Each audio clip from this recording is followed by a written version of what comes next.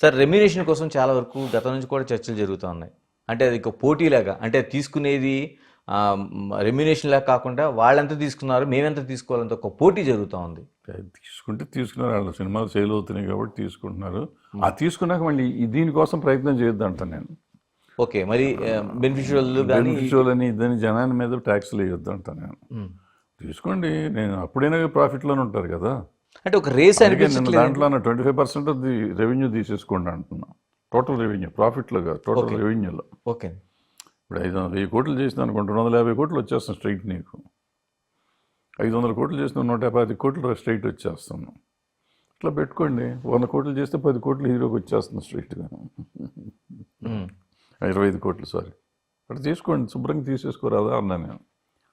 జరిగే పనులు కాదు, నాకు ఉచిత సలహాలు పడేస్తాను. మందేమైంది, మంది కాదు కదా, ముడ్డినిది కాదు కాబట్టి కాశీ దాకా దాకమన్నారంట. మనం ఏదైనా చెప్పచ్చు, వాళ్ళకి తెలుస్తుంది వాళ్ళ కష్టం ఏంటో.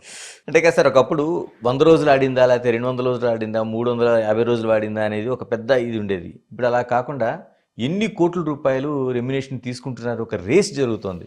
ఇది ఇండస్ట్రీలో ఒక ఆరోగ్యకరమైన పోటీలాగా అనుకోవాలా? కాదని అదే కదా నేను చెప్పింది, నన్ను గోలంతా అదే కదా, నా బాధ అంతా అదే కదా.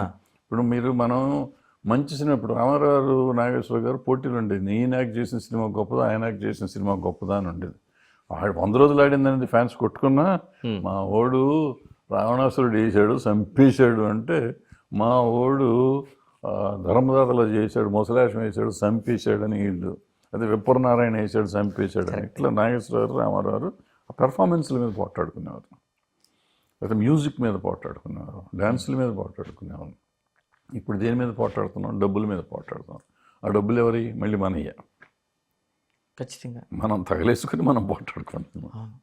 ఎక్కడ పులిస్టా పడే అవకాశం కనిపిస్తుందండి మీకు? అంటే యాజ్ లాంగ్ యాజ్ నాకు అభిమానం ఉన్నంతకాలం నేను ఎంత ఉన్నా కానీ ఎంత పెట్టినా భరించి వెళ్తాను. నేను దొంగతనం చేస్తున్నానా, అప్పు తీసుకుంటున్నానా, అడుక్కుంటున్నానా సంబంధం లేదు. బెగ్ బారోర్ స్టీల్ ఏదైనా చేసి తీసుకుని సినిమా చూడాల్సిందే నాకు, ఎంత పెట్టినా కానీ.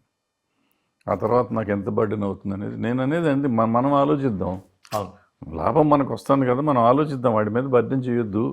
మన అభిమానించే వాళ్ళని మనకు హింస పెట్టొద్దు అనేది నా పాయింట్. అంటే మీరు అన్నట్టు ఎవరిదో మేము తీసుకుంటున్నాం వాళ్ళు ఇస్తున్నారు అనేది కాకుండా ఎక్కడో చోట ఒక బ్రేక్ పాయింట్ ఉండాలి కదా సార్. ఎందుకంటే మనకి ఒక వస్తువుని ఇంత అమ్మాలి అనేది అనుకునేటప్పుడు ఎక్కడో చోట ఒక బ్రేక్ పెట్టారు కదా, ఎంఆర్పీ కావచ్చు, రామారావు నాగేశ్వర అంటే ఇండస్ట్రీని గురించి ఆలోచించి మాకు ఇంత వస్తే మనకు వర్కౌట్ అవ్వదు, వద్దు అనుకుని వాళ్ళు రేట్ ఫిక్స్ చేసుకున్నారు. ఇప్పుడంటే ఎలా వేరే అయిపోయింది, పెరిగిపోయింది. 4-5 ప్రొడక్షన్ హౌస్ మీదే సినిమాలు ఇండస్ట్రీ నడుస్తుంది. అవును. సో వాళ్ళకి పోటీలు ఉన్నప్పుడు వాళ్ళతో మట్టుగా ఆల్మోస్ట్ హీరోలు అందరూ పార్ట్నర్స్ లాగా ఉంటున్నారు సినిమాల్లో. సో సరిపోతుంది, మనం ఏం చేయలేము దాన్ని.